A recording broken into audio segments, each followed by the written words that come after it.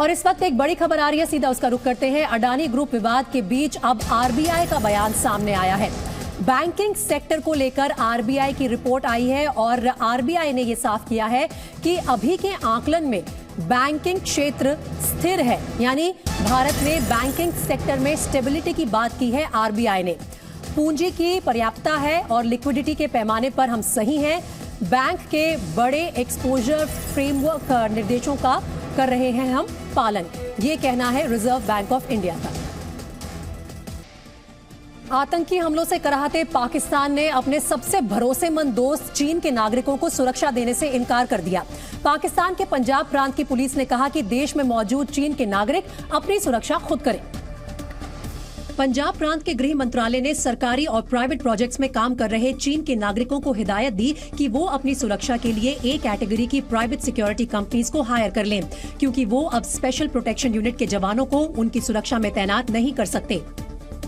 फिलहाल एसपीयू के 3,829 जवान और 2,552 अतिरिक्त सुरक्षाकर्मी चीन के नागरिकों की सुरक्षा में तैनात हैं।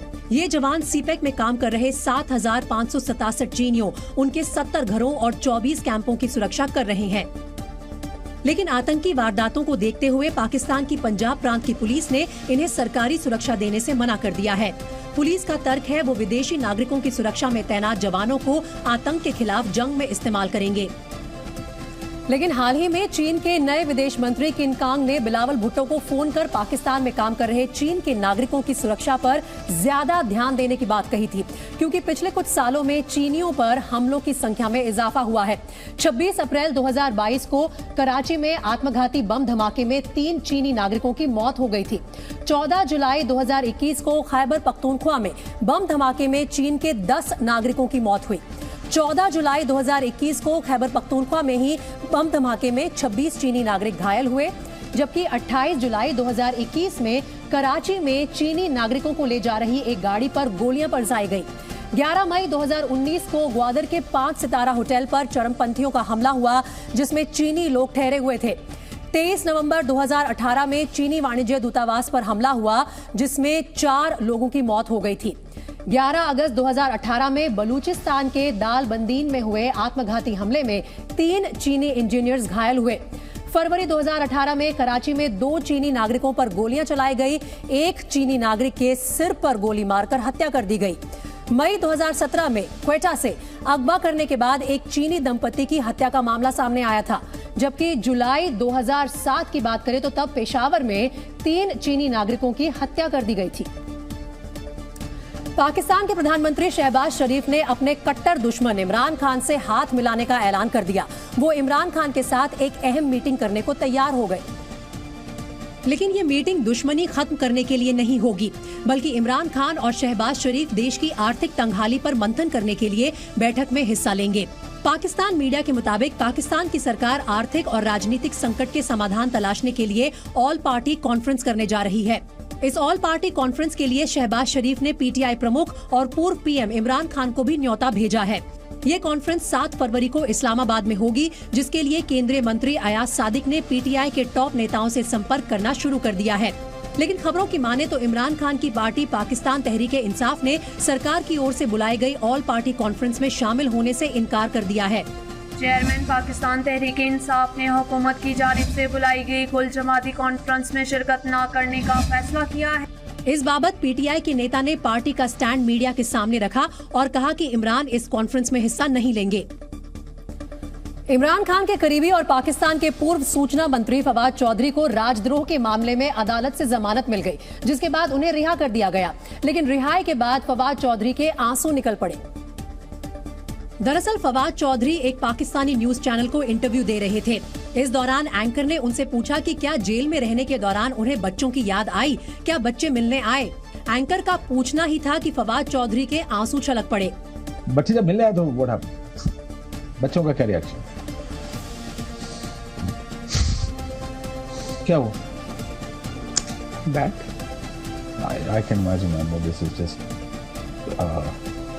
इट्स अनफॉर्चुनेट ऑन दिस, क्योंकि मैं अमाद यूसुफ के केस को जानता हूँ कि अमाद यूसुफ के बच्चे ट्रॉमेटाइज्ड रहे थे।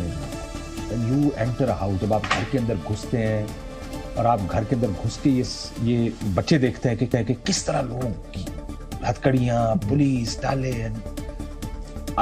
आई अंडरस्टैंड दिस के बच्चों के ऊपर बहुत बुरा इसका असर पड़ता। एंड आई नो कि आपकी घर से बताया जाता था बच्चों को कि पापा शायद कहीं ऑफिशियल ट्रिप पे गए। हाँ, जाहिर है, क्या बताएं।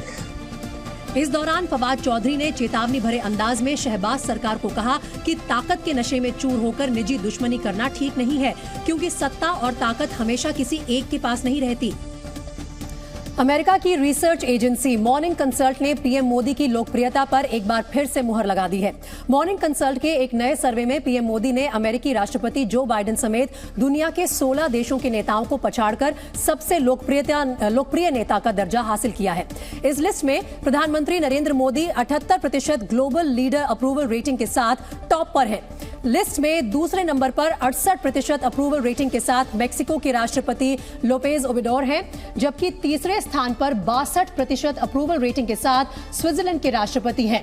लोकप्रिय नेताओं की लिस्ट में 40% अप्रूवल रेटिंग के साथ अमेरिकी राष्ट्रपति जो बाइडेन 7वें नंबर पर आते हैं।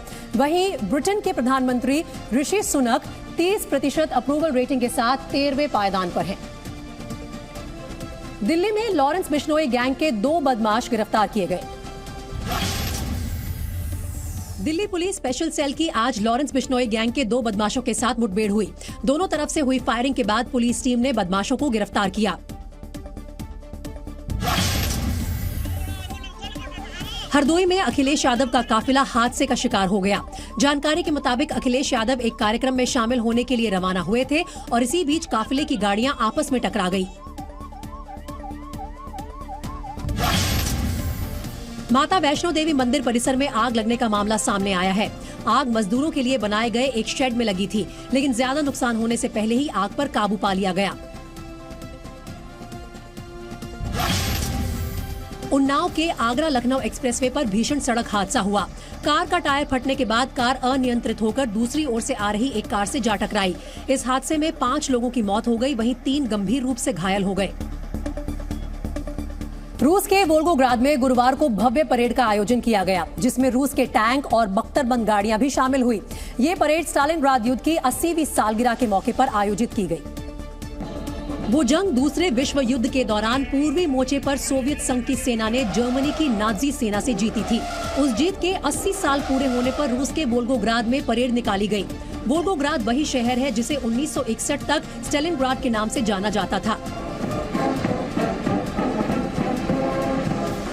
सलामी देने के बाद रूसी सेना के मार्चिंग दस्ते ऐतिहासिक वर्दी में पूरे लाव लश्कर के साथ दिखाई दिए। जीत के इस आयोजन में बड़ी संख्या में रूस के हर वर्ग के नागरिक शामिल हुए। स्टालिनग्राड की 80वीं सालगिरह पर हुई इस परेड में रूस के T-34 टैंक भी थे और साथ ही रूस की पैदल सेना की आधुनिक बख्तरबंद गाड़ियां भी दिखाई दी। इसके बाद आसमान में रूसी विमान नजर आए, जिन्होंने वोल्गोग्राद की इस सड़क पर पर्चों की बारिश कर दी, जिन पर स्टालिनग्राड युद्ध से जुड़े प्रतीक छपे हुए थे। परेड के बाद रूस के राष्ट्रपति व्लादिमीर पुतिन ने स्टालिनग्राद युद्ध में मारे गए सैनिकों को याद किया। पुतिन राजधानी मॉस्को में सैनिकों को श्रद्धांजलि देने पहुंचे। इस युद्ध में करीब 10 लाख जानें गई थी और जर्मनी को करारी शिकस्त झेलनी पड़ी थी। मॉस्को में राष्ट्रपति पुतिन शहीद स्मारक पर पहुंचे और जंग में मारे गए सैनिकों को श्रद्धांजलि दी। रूस में हुए इस भव्य आयोजन के पीछे रूसी राष्ट्रपति व्लादिमीर पुतिन का एक और मकसद था, और वो ये कि यूक्रेन में जारी युद्ध के बीच नागरिकों को एकजुट करे। और इसीलिए व्लादिमीर पुतिन ने वोल्गोग्राद में एक सभा को संबोधित किया, जिसमें पश्चिम के प्रोपेगेंडा का जिक्र था। Мы знаем, что несмотря на усилия официальные, продажные по своей сути пропаганды недружественных нам западных элит, у нас много друзей. पुतिन ने लेपर्ड टैंकों का भी जिक्र किया और साथ ही ये चेतावनी भी दी कि रूस यूक्रेन की सीमाओं पर टैंक नहीं भेजेगा, बल्कि उसके पास और भी साधन है। Одержать над Россией победу на поле боя, видимо, не понимают, что современная война с Россией будет для них совсем другой. रूस और यूक्रेन के युद्ध को वर्ल्ड वॉर 2 के स्टालिनग्राद युद्ध की तरह ही देखा जा रहा है। ये रूसी राष्ट्रपति का दिसंबर के बाद से पहला बड़ा संबोधन था।